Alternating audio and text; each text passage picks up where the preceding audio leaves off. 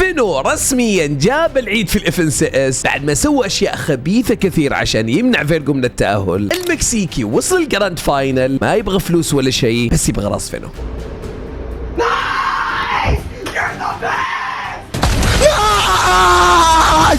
Dégagez!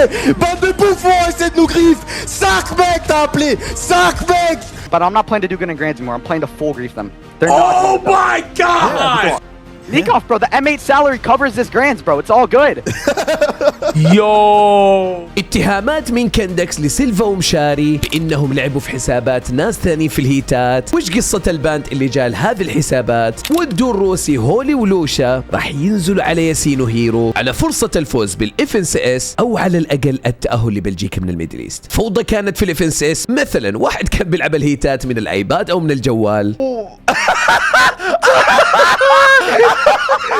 وردات فعل مجنونة للأمانة سواء في الميدل ايست أو باقي الريجنات. السلام عليكم شباب، كيف الحال؟ شو مسوين؟ معاكم بوتر، رجعت لكم بفيديو جديد وعشان نتكلم عن كل شيء صار في أمتع اف ان سي اس للعبة من وقت طويل.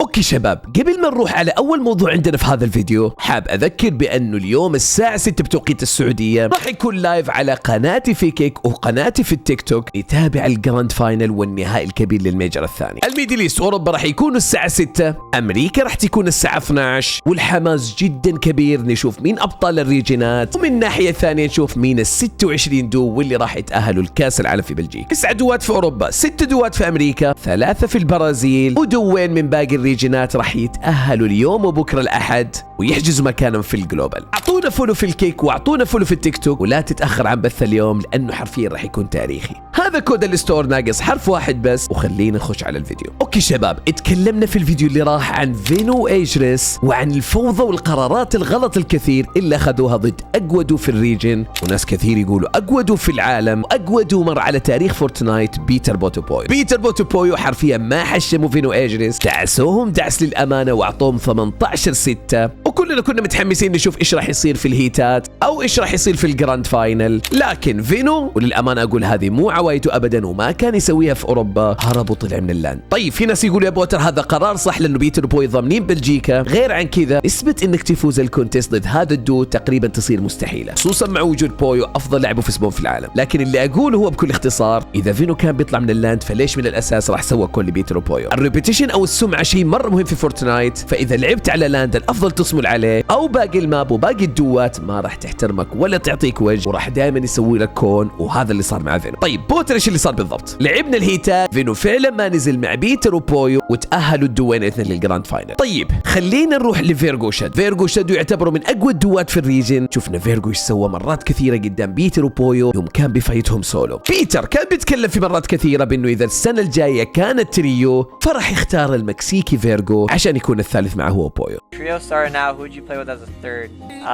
Yeah, low key Virgo. Yeah, we probably play Virgo. بيتر بوت ما قال الشيء هذا من فراغ، لانه فيرجو حاليا يعتبر من توب اللعيبه في امريكا ومن افضل اللعيبه في العالم حرفيا. لكن الحظ السيء كان موجود قدامه في الهيتات، وتخيل فيرجو شادو ما تاهلوا للجراند. وطبعا مين راح يستغل الفرصه على طول؟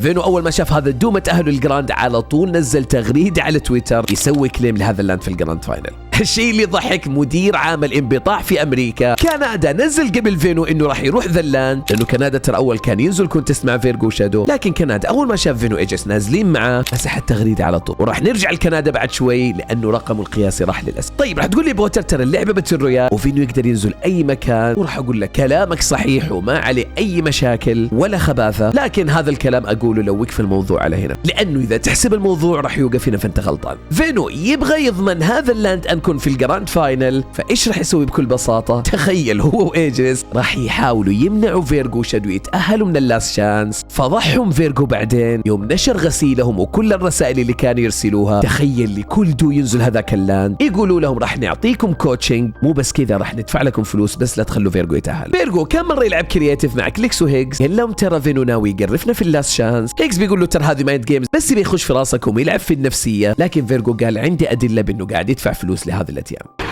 Vino got so much tricks up his sleeve. Bro, it's mind games, bro. He's probably coaching no one. Nah, I've been seeing screenshots, been making group chats with people asking for their game plan. Yeah, but no team is gonna want to throw away their LCQ to just grief you. You'd be surprised, bro. But he's paying them. Unless he's paying them, yeah. Yep. طيب وصلنا اليوم اللاست شانس او الفرصه الاخيره، 5 اقيام بس، اللي يفوز بالاقيام راح يتاهل حرفيا للجراند فاينل، يعني حتى لو جبت 30 كل وجبت التوب 2 مالك شيء. وللامانه بيتر وبويو ما اختاروا فيرجو من فراغ، تخيل السيتويشن كان 2 فيرسس 1 ضد صانع الاموال ماني ميكر اللي جاب توب 2، وترى تاهل بعد ماني ميكر الجيم اللي بعده نزل هذه التغريده يسب الناس، ما ادري ليش الصدق. فيرجو ب 2 في 1 تاريخيه للامانه، راح يعطيك اياه بكل الرياكشنات، يقدر يفوز بالجيم، نزل هذه التغريده ومنشن فينو ايجلس، تكسك عليهم، وراح اعطيك برضو ردة شدو والرياكشن يوم شاف الكلتش لايف من فيرجو. Look, I think we play our chug here, okay? I'm down. I'm Mackie. Yeah, we could. Here, come. Get that loot. Get that loot. I'm none. I don't know. Yeah, I'll get. Actually, you get from Mets. I'm none. You can shock front low and fight low, okay? I'm going high. Go high. Oh, yeah. I'm going. 100. Yeah, 50 cards. I'm dead. Dead. Nice. You got this. He's dead. He's gonna die. Don't die. Tony Mats. Chill. It's a do one low gun. In the solo. Right. It's last two. You got shit. Log in. Nice. Watch your They have nothing. They have no mats. Head. Nice. Nice. Chill. One boat. You're good. Let's fucking go! I'm so fucking good! I'm so fucking good! Oh my god! Let's go, baby! Let's fucking... One boat. Nice! You're the best! Let's fucking go! Let's go, baby! Let's fucking go! Virgo's the GOAT, bro! Holy shit! You're the fucking GOAT, Virgo! طيب واذا كنت تحسب الموضوع راح يوقف هنا فانت غلطان، انه فيرجو بعد ما ضمن التاهل تخيل راح لتويتر رد على تغريده فينو اللي مسحها فينو، بعدين ترى قاعد يسب فينو ونشر غسيل وحط كل الدي امز ورسائل الديسكورد بين فينو وبين باقي الاتيام اللي كان يامل انها تقرب فيرجو. Wait, is this real? Yo, is this real? Surprise, Dude, motherfucker. Is he just telling him to grief the fuck out of Virgo? I mean, Where's Bolt, bro? is Virgo in the chat? Is Virgo here? Virgo should just fucking tell him like he's not landing there. Why though? Why would he do that? So they don't fucking get 5 teams to try to grief him the whole time? Fuck you. Keep trying your shit. It's never gonna work. Oh. Oh my god. AJ's DMing. Oh. Yo. الفوضى اللي صارت في امريكا ابدا مو طبيعيه، الموضوع ما راح يوقف على فيرجو او رياكشنات كليكس وفاكسيتي، حتى الرئيس حق جنتلميت نيكو والهيد اوف فورتنايت عندهم هذا كان رياكشنه للفوز، وبعد ما ضمن فيرجو قاعد يسب فينو قدام البث ويتكلم على ال5 ايام اللي دفع لها فينو عشان يمنعوا فيرجو من الكوال. Dégagez! Bande de bouffons, essaie de nous griffe! 5 mecs t'as appelé! 5 mecs! T'as appelé 5 mecs! 5 teams t'as appelé! طيب الحين فيرجو راحت منه كل الضغوطات، وفينو على طول وبكل جبن للامانه قرر انه يطلع من اللاند ويشوف مكان ثاني، لكن تحسب فيرجو بيسيبه في حاله؟ ابدا، هذا الشيء ما راح يصير، لانه فيرجو كان بيتكلم مع نيكوف وبيقول له ترى الراتب حق فريقي يغطي كل شيء انا محتاج ادفعه ذا الشهر، وانا ما ابغى شيء من الجراند بس ابغى راس فينو. Bro, all good, bro. I had to save M8. It's okay. You have to set my mate. Please, you have to. Yo. Oh, yeah. Do you think they're going to contest now? Bro, they're sorry as bro. They ran from Pete. They ran from everyone, bro. Yeah. I hope they stay, bro. 144 points in grands. Oh my god. I like that. Yo. They can split my POI if I want, but I'm not playing to do good in grands anymore. I'm playing to full grief them. They're not my god. Yeah, because you look well and Oh my god. Of course, bro. Nikoff, bro, the M8 salary covers this grands, bro. It's all good. Yo. وبكذا فينو رسميا اتشرد في الماب. شوف هذا الفيديو مثلا، اوزي وكليكس اللي معاه كانوا بيشوفوا الانداد فينو لايف، كل مره يغير، مره يقرر ينزل مع كليكس، مره راح لامزو، مره راح لكول، والمره الثالثه راح لهيكس. Fuck, you actually landed on? It's time! Clicks and Rapid versus Angers and Bino, bro. Oh. But why do you sound? No. Oh. Oh. I was like, okay. Oh. What the fuck? Oh. Wait. Can Oh. you say it Oh right, dude? shit. We're doing a world tour. Oh shit. Oh, The big Abdullah. Oh. Oh. No. Oh. Where the fuck? What? Wait. Where the fuck are they? Which one? Good. Wait. What the fuck? Oh shit. Oh shit. Vino, the freest fucking kills is on his curve. I'm not gonna lie, they do not know how to play Lipsy Yeah, this like shit's us. like fucking Where's Wally? It's like Where's Waldo? Sorry, you guys call it. طيب وبما اننا جبنا سيرة كليكس وانه فينو ممكن ينزل معاه، فبيتر كان بيسأل مدرب كليكس بلادكس ايش راح تسوي لو فينو نزل على كليكس؟ هو بلادكس بكل اختصار قال له كليكس راح يرحله من امريكا، بما انه فينو جاي بفيزا على المنظمة حقت كليكس. Vino and Agers, if they take half of Sanctuary, what are your thoughts on this? I mean, they. We 6-1 them off spawn. What do you think Agers would do off spawn against them, Eric? Bro, I don't even think Venom would get to queue up. He'd be deported. ناس كثير كانت تتكلم على انه امزو مقرر او مفكر ينزل على كليكس، وكليكس حرفيا يقول انا ما عندي شيء اخسره، وللامانه نقدر نشوف هذا الشيء في كليكس من بعد ما فاز البرو او ام، وتحديدا من بعد ما بدا يلعب مع رابط. كليكس صار يقول انا صرت العب بثقه كبيره عكس اللي كان يصير ايام ما كنت العب مع فينو، وللامانه قاعد نشوف كليكس برايم وعنده فرصه يفوز الاف ان سي اس حتى لو اختلفوا ناس كثير وتكسكوا عليه. طيب نرجع لكليكس وامزو وجوش، ما ادري اذا الكل يعرف لكن معظم كوميونتي الكوم بيعرف عن هذا الموضوع، وهو انه جوش ادوه حق امزو موهبه امريكا، الفضل الاكبر انه يوصل هذا المكان بعد الله يروح لكليكس. ليش بوتر؟ لانه في قصه معروفه بانه كليكس هو اعطى جوش بي سي، لكن تخيل بعد كل هذا الوقت جوش بيقرر ينزل على كليكس ويقرف الافنسيس حقه، وبسبب هذا الشيء كليكس يقول انا ما راح اعطي ابدا جيف اواي بعد كذا لاي احد. I did as bought Josh Riley a fucking PC.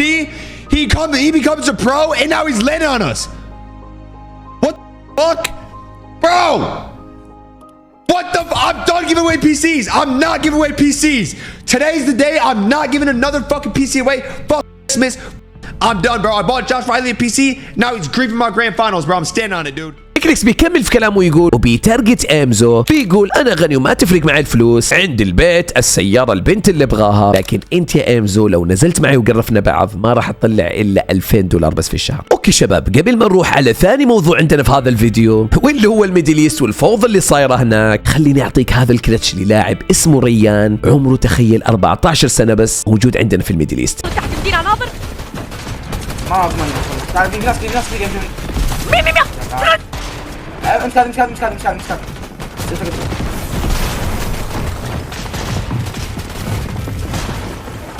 يلحقون حرفيا.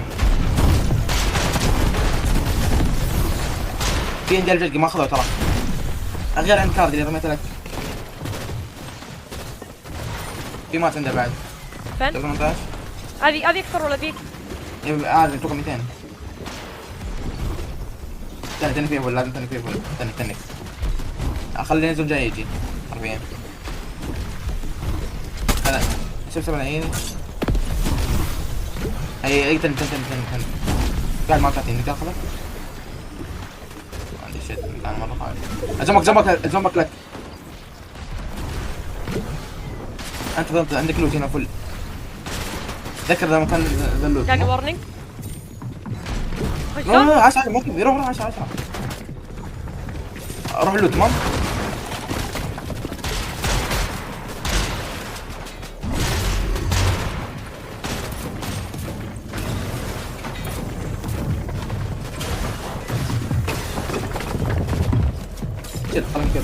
ترى فدك مو مع الشك. عطي نفسك الفكت روح بس روح عين جرب حاول فايدة. نايس محل. هارد كويس. رول بلد. ما خطر مني انا. مثلا لا ما خطر. جيك 110 بس. الزوم ماكس بلداتنا قديمة. لازم تروح. بعد وقت ترى انتبه. يقدر يسترد كله.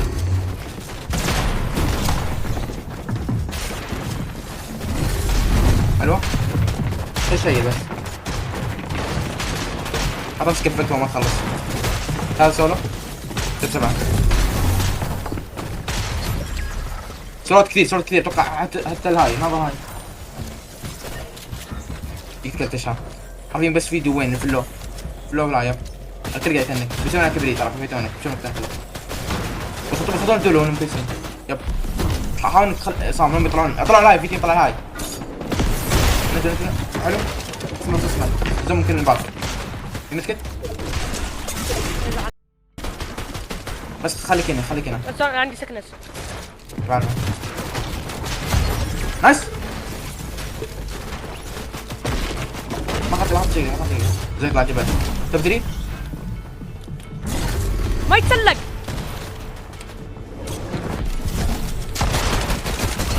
نايس تبتو.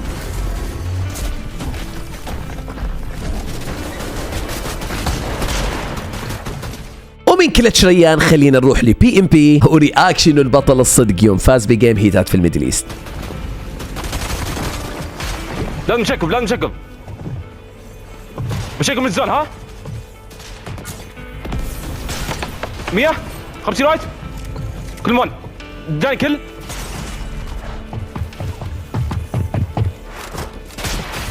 نايس سكاي بيس هيل طبوا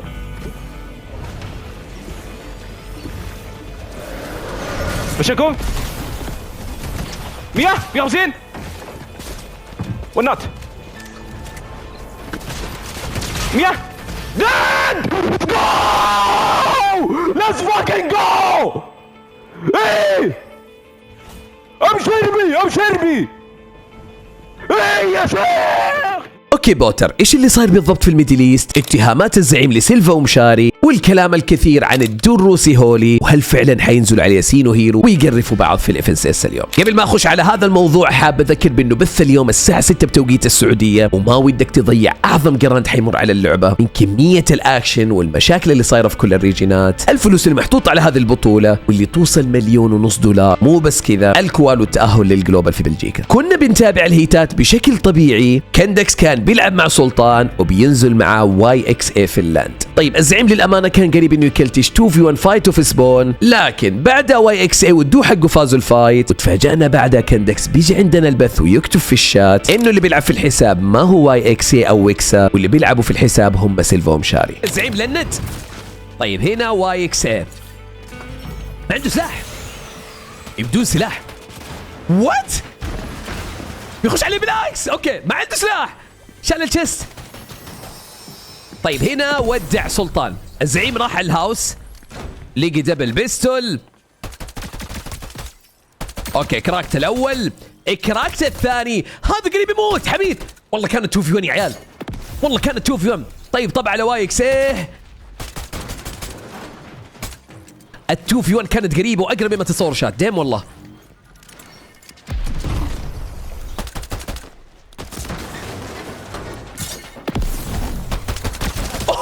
الاول يوه ال2v1 كانت بتصير، والله كانت بتصير شات. 33 اتش بي بدون شيلدات. طيب شار البيلز هنا على السريع في هذا الوقت. اوكي هناك ممكن يصير الرز، لا ما صار الرز. يجيب الفينش فيها سايفون، صارت 1v1 لكن بدون شيلدات. والله ما قصرت الزعيم، اقسم بالله ما قصرت. طب دحين سيلفا اللي ضده 5 اتش بي بزيرو ماتس.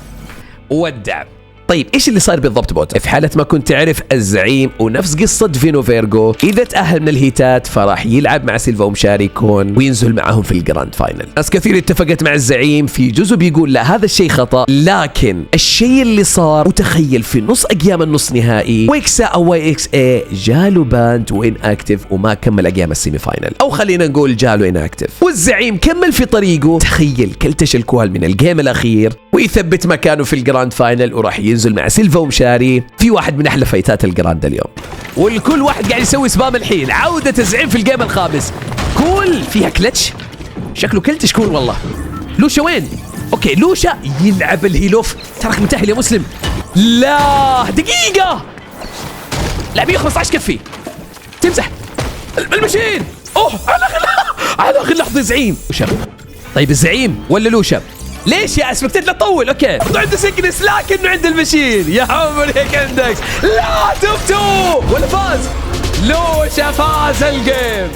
طيب ومن كندكس ضد سيلفا ضروري نروح لاقوى كونتيست راح يكون موجود عندنا اليوم، واللي هو بين الدو اللي جاب التوب 1 في البلاي انس وفي الاوبن في الاف ان سي اس، هولي ولوشا. اثنين كانوا كويسين للامانه جدا في اوروبا، بالاخص هولي ارقام قويه، كانوا اعلى كلات في الاوبن، اعلى فوزات. من الجهه الثانيه وبعد ما جاله سبليت او دروب من سيلفا، ياسين شفنا اعلن انه بيلعب مع هيرو، والحماس كان جدا كبير لهذا الدو. لكن كلنا تفاجأنا بالتغريده هذه من هولي بيكتب فيها all or nothing، ومعنى التغريده من هولي باني راح ارمي كل شيء عندي في الجراند وانزل مع اقوى دو على هذا اللاند. يا بدعنا له في سبون وفزنا بالاف اس اس في هذا الريجن وتاهلنا لبلجيكا من الميدل ايست، او نخسر كل شيء ببساطه. طبعا ضروري اعطيك رد ياسين الساطع عليه، بيقول له ترى nothing، يعني ما نطلع بشيء من له في سبون. بعد فتره شفنا تيكس وداني كوش مغردين انهم برضو راح ينزلوا هناك، لكن بعدها غيروا اللاند وطلعوا من هذا السيتويشن. طيب بوتر ايش موقف هيرو من الموضوع؟ للامانه ومو تعزيز للعيال، بس السطاوه والمرجله في الميدل ايست ما راح تلقاها باقي الريجنات، يمكن امريكا شوي. هيرو طبعا ما راح يفرق معاه، هو بطل اف ان سي اس. اوكي بوتر ممكن ما يتاهل جلوبال، لا لكن هيرو قررت انه ما راح يطلع من اللاند. وياسين كمل على هذه التغريده، سوى كوت تويت وكاتب فيها ويحلف انهم مو طالعين من اللاند وراح ينزلوا اليوم في نفس مكانه. وقبل ما اعدي من ذي النقطه، اعطيني رايك في التعليقات، كم تتوقع الكونتست بين سيلفا وكندكس ومين راح يفوزوا في النهايه؟ ونفس الشيء بين ياسين وهيرو وهولي ولوشا.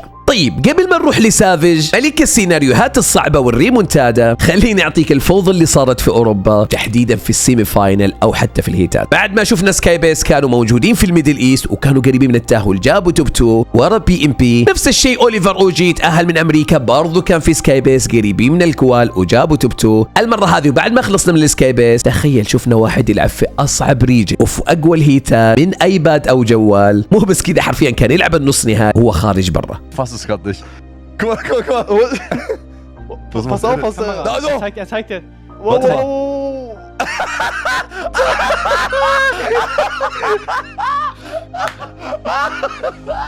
Screen we can like take No, he's showing his setup. He's showing his setup right now.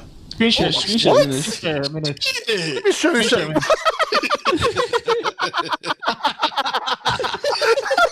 Siktir git lan. No.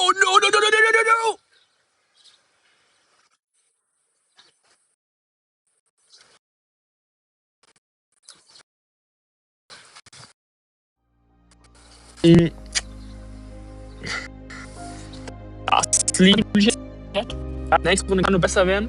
وقبل ما اروح لسافيج برضو خليني اعطيك ريزن واللي ضاع منه الكوال بطريقه توجع للامانه. يوم كان معهم كل شيء وكانوا متنكين الزون وناويين وقريبين يفوزوا الجيم، فجاه طب عليهم فيديد وجاب الكل. ومو بس كذا، بعد ما الشات قعدوا يطقطقوا وجدولوا على ريزن انه ما وصل الجراند، فصل عليهم وصار يقول لهم تراكم فقراء، حتى لما وصلت الجراند تراني مليونير وما يفرق مع هذا الشيء. My tomorrow literally won't change.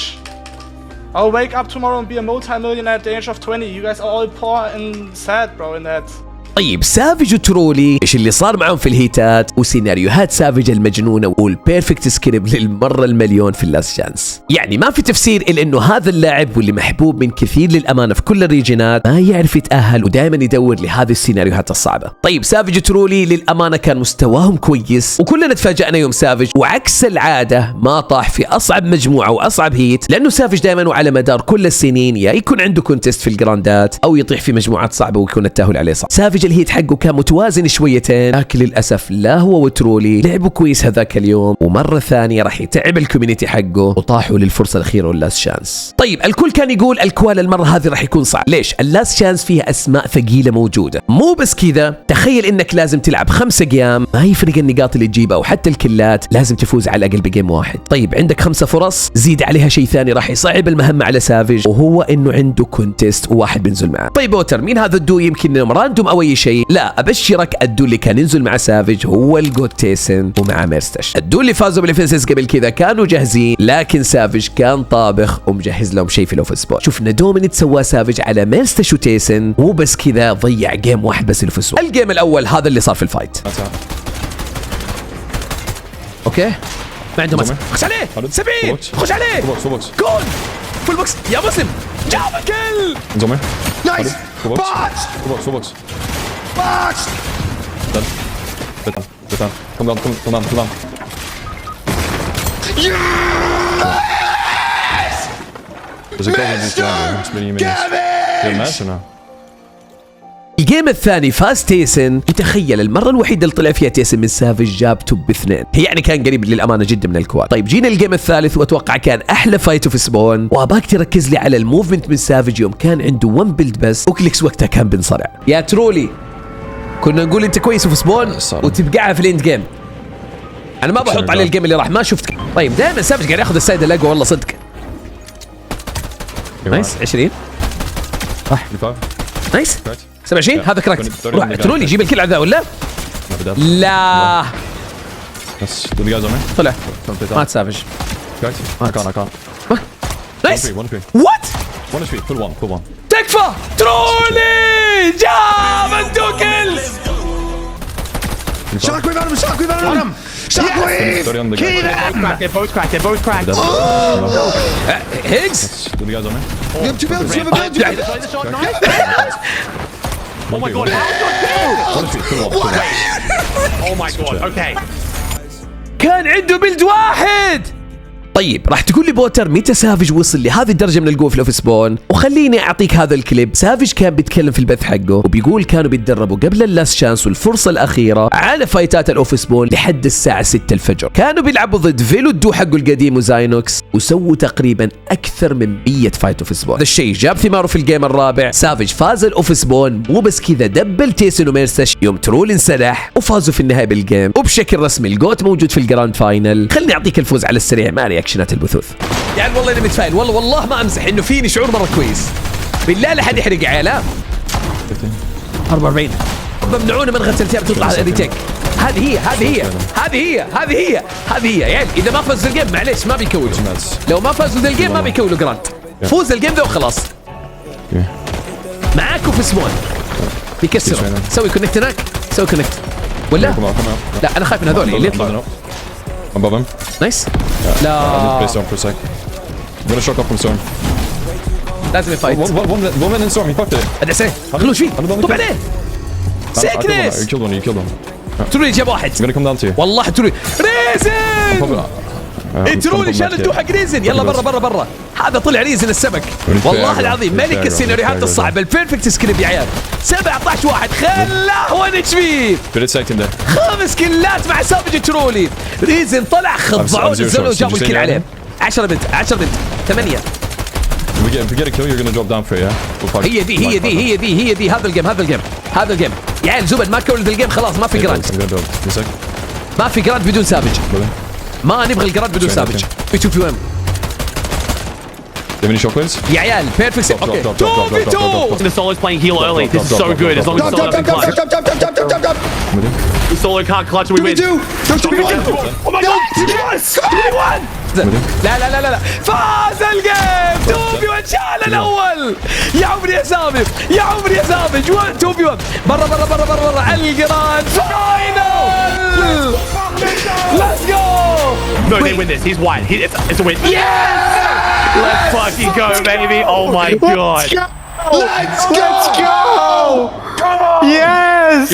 Good shit, baby. Let's go. Oh my god, let's go. طيب سافج موجود اليوم في الجراند فاينل، هل ممكن نشوف سافج يفوز بالاف ان سي اس؟ مع صعوبة هذا الشيء في وجود اسماء قوية جدا في الريجن زي فيكو ماليبوكا ابطال المانيا او حتى شاركو تينيس كايو سكرول واسماء كثير في هذا الريجن. اقل القليل سافج يطلع توب 9 ويضمن مكانه في الجلوبال، وهذا حيكون شيء تاريخي للامانة. وفي النهاية هذا كان كل اللي عندي في الفيديو هذا اليوم. اتوقع بشكل كبير في وقت انت تشوف هذا الفيديو او يمكن قبله بشويتين راح نكون لايف على التيك توك وعلى كيك بث الجراند فاينل للميدل ايست الساعة 6 وامريكا راح تكون باذن الله الساعة 12. خلونا نشوفكم في بث اليوم ويعطيكم الف عافية شباب على المشاهدة. خلونا نشوفكم في الفيديوهات الجاية. سلام.